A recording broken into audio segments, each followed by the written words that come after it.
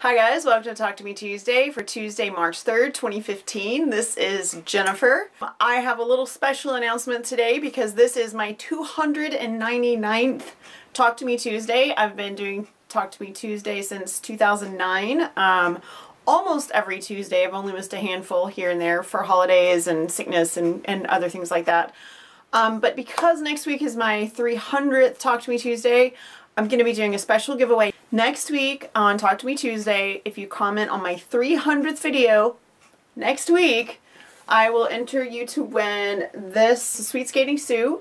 This is my sample that I made and free motion quilted. I designed it, everything like that. It's signed on the back, and I will be giving this away. It has little hangers so you can put a little dowel rod in it and hang it up.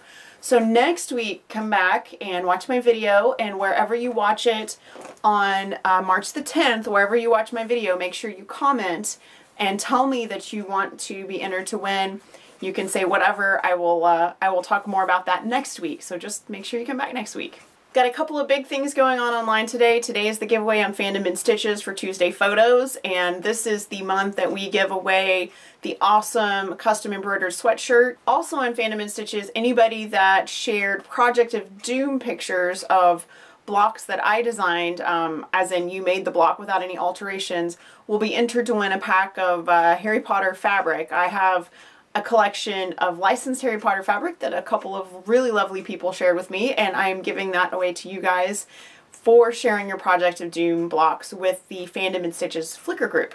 And because I love giving stuff away, on So Hooked tomorrow I will be giving away my Flickr prize. My Flickr prize this month is very special. I'm giving away the pattern, not the wall hanging on this one, but the pattern for this wall hanging. This is my kitchen window, and this was inspired by, based on, I should say, a design by my mother-in-law. I have a stained glass that looks like this that actually hangs in my kitchen window, and I'm giving this away as my February prize on So Hooked in memory of my mother-in-law. So prizes aside, I actually have been very, very busy the last week. I was extremely fortunate and was able to sew pretty much all day on Friday. I don't get to do that very often anymore because I spend so much time designing. But Friday, I only worked on the Project of Doom. I got my sister all caught up. So this last week, week 8, was this block of books right here. The blocks that are all books, I kind of think of those as a relaxation week for the people following along. I don't know if you guys remember this or not, but when I did this in 2011, I made sure that the skill level on the blocks went up and down so that every block wasn't a hard, complicated block. So it's easy, hard, and not even hard, just a little more complex. Another thing that I wanted to talk about is I've had people ask me why I leave spaces like this. There are some people that are adding things to those spaces, which is absolutely your right to do if it's you're making your own quilt. But this is negative space. That is so your eye is drawn to that negative space. So when you look at the whole quilt as a whole and you see a space here or you see a space here, your eye is drawn to whatever is right there. So that's the reason that there are blank spaces. I don't think of them as blank, I think of them as negative space, and that is for the overall composition of the quilt. It's so that you aren't overwhelmed by stuff and you actually pick out some of the things that are on the shelves and you see those when you look at it. So try not to think of your blocks individually when you're working on the Project of Doom. Don't look at it and think that's a big blank space. Try to think of it in terms of the entire quilt, because I think that'll help you not feel like you're missing an opportunity to throw something else in there. I did design the quilt as a whole, so it's intended to be a whole piece and not just individual blocks, so keep that in mind before you throw more stuff in your blocks. Now if you really just want to have a bunch of other stuff, that's totally up to you, but I wanted to explain that because that has been a question that's come up repeatedly. I've been asked it a lot the last few weeks, and I just want to let everybody know why there are holes. They're not actually holes, it's just they're there on purpose. I did that actually on purpose. So like I said, my sister is all caught up. I have got her caught up through week 8, which was last week, and obviously I'm not showing you week 9 because that's tomorrow. You're just gonna have to wait for that one. But I'm really excited because I now have her up to date with the rest of the quilt along, and I've had so much fun with her blocks. I've been pulling out all of my crazy scraps and trying to make really interesting things for her blocks. One thing that I did different for her that I didn't do for mine was my sister loves plants, so I did the Venomous Tentacula for hers, which was one of the new variations that I created for 2015. I also got a little crazy and made Harry's glasses polka dotted, which just seems to really fit with the theme of the quilt. And I did want to show you the back of Harry's glasses for this because this has come up a lot. I trim, see how flat that looks on the back? I actually grade my seams, so see that's really short right there. That's actually 1/8 of an inch. And you can either use your regular ruler, or you can use an add a quarter ruler and slide it over a little, or you can use an add an 1/8 ruler. And it's really nice when you have a piece like this that's going to be really narrow.